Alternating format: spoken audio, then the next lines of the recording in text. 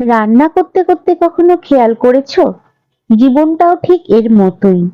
একটু আগুন, একটু ধোঁয়া ও একটু চোখ জ্বালানো কষ্ট। তবু শেষমেশ যখন স্বাদটা ঠিক মতো মিশে যায়, তখন মনে হয় আহা, সব অপেক্ষারই তো মূল্য ছিল। রান্না শুরু হয় ধৈর্য দিয়ে।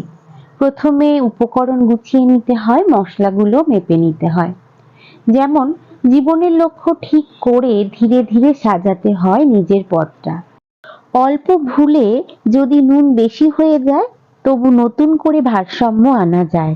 যেমন জীবনেও ভুল করে শেখা যায়। রান্না কখনো তাড়াহুড়োতে ভালো হয় না, তেমনি জীবনের স্বাদও পেতে সময় লাগে। কখনো ধোঁয়া উঠবে, কখনো হাত পুড়বে, তবু মন দিয়ে করলে আমাদের জীবনের ঘ্রাণ অন্যরকম হবে।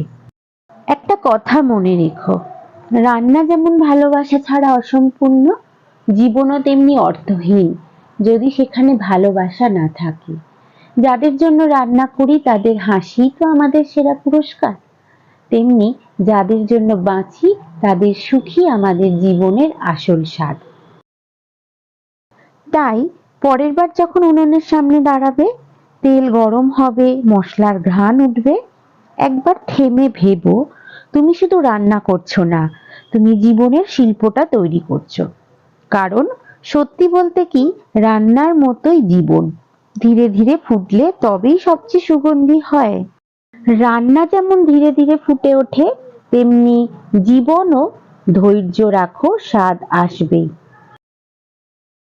উনুন নিভে গেলেও গল্প থামিও না, আবার আসবো নতুন স্বাদ, নতুন অনুভূতি নিয়ে।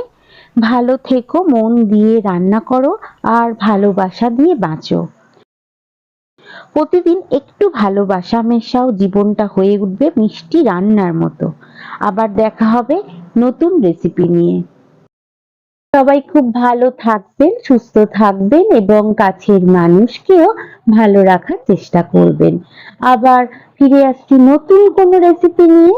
ততক্ষণের জন্য সঙ্গে থাকুন এবং সঙ্গে রাখুন রান্নাঘরের স্বাদ কাহন।